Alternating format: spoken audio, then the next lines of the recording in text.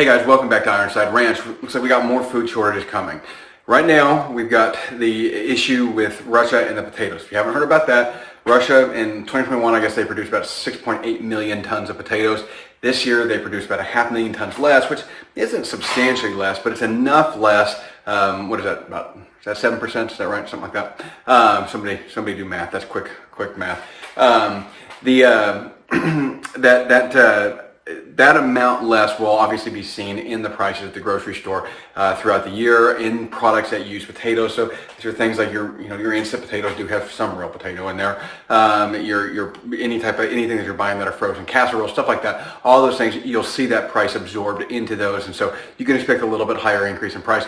Honestly, it's probably not going to be a noticeable amount because it's such a small, negligible amount anyways. And then on top of the rising inflation and rising food costs, regardless, that's probably just one more, straw on the camel's back or iron in the fire. So that's not really what was concerning in the news lately. In the news lately, what we saw that was really concerning was the thing that Ice Age Farmer put out. And what that was DARPA apparently doing research into 3D printed foods. Now, if you don't know what DARPA is, I can't remember the acronym, Defense Agency Research Project, something like that. It is basically a research center for the Department of Defense, and I think they're run mostly by the civilians over there, and they basically just get lots of funding for research.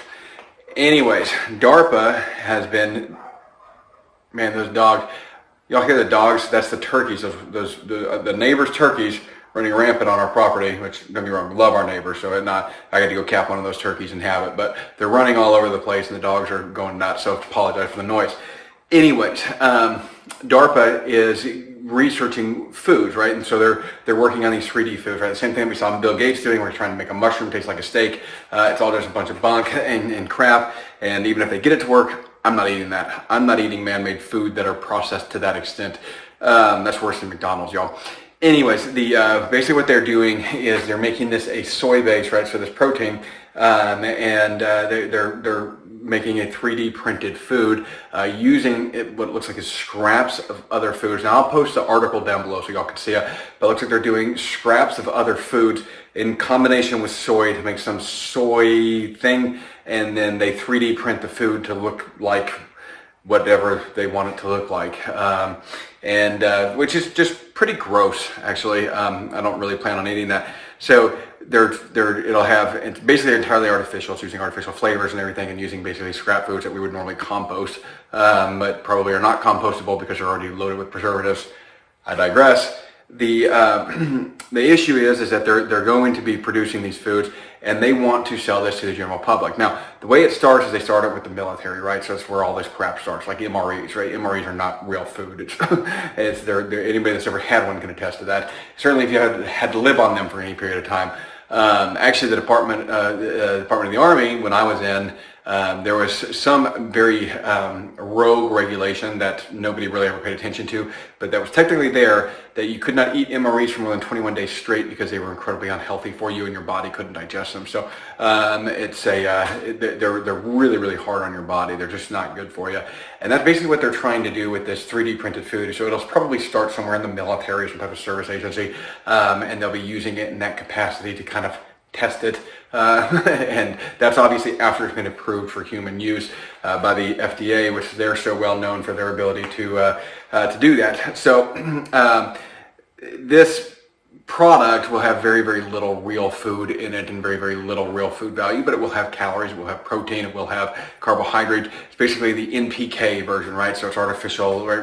We have NPK, artificial fertilizer for our plants, and we've taken out all the biology and everything, and we see all the issues that's caused with plants. Now we're basically going to do that to humans, and that's what this is actually trying to do. What that should tell you is more than just the government doesn't care about their people and wants to ingest them with a bunch of disgusting stuff. It should tell you the government is actually getting worried about food shortages at some point in time in the future. They may not be worried about them next year, although I think that if they're smart, they probably are. Well, they're not smart, we know that. But they should be worried about them for the next year. But it looks like what the government is concerned with is population growth and the inability that we're regulating things out of existence, the inability for the private sector and for the government to actually keep up with the food demands of that. So that has more to do with it. The government doesn't care about the ethics of confined area feeding operations and stuff like that, and they don't actually care even about global warming in that instance. They care about getting votes and whatever's going to get them those voters, and so they're all just up there trying to absorb those votes. So that's really what this is all about. So, anyways, guys, this is just one more iron in the fire, one more straw on the camel's back. The potato shortage. We've got DARPA producing fake foods now. This should be an indicator that next year we're going to be having more food shortages than what we had this year. We're going to be having more of this, Biden shells or whatever they're calling them, whatever the hashtag is. We're going to be having more of that lack of food. So what I want to tell you is that we are going to be having a couple guests on the channel here, but the big one coming up is I'm meeting tomorrow, and we're going to shoot, I think, probably 3 episodes, maybe more, maybe less, but right around 3 episodes. And it's going to be Dallas Half Acre Farm, I believe is his name on Instagram. He does not have a YouTube channel, or if he does, it's really, really small. He doesn't do much with it. He mostly is on Instagram. But he is a kind of a holistic small farmer, micro farmer. He does microgreens all on a half an acre.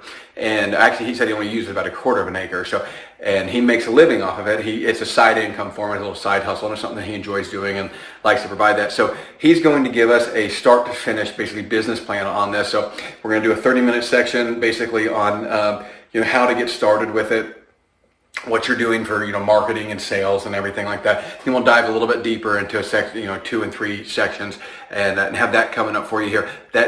I'm filming it this week. I'm hoping to get it released this week. It may not be till next week that it all comes out. Like any good movie critic, right? We're not going to release it all at one time. We'll release them slowly over a couple period of days. So you'll get the first section, and then the second and the third. So hang out in the comment boxes, guys. Let us know what you think. If there's other people out there that you want to see on there, reach out to them, reach out to me. If there's somebody that you have content that you want to come on and come talk, please send me an email, guys, ironsideranchllc.com or at gmail.com, and we happily would love to have you on and love to talk to people that have just a world of knowledge. I do like to go look up the YouTube channels and just make sure everything fits and the personality fits and everything like that. So if you have like channels or content or something, or we can just do a phone call, but I like to get people on here. So if you have somebody that wants to share some of this information, we'd love to hear it. Thanks again for watching, guys.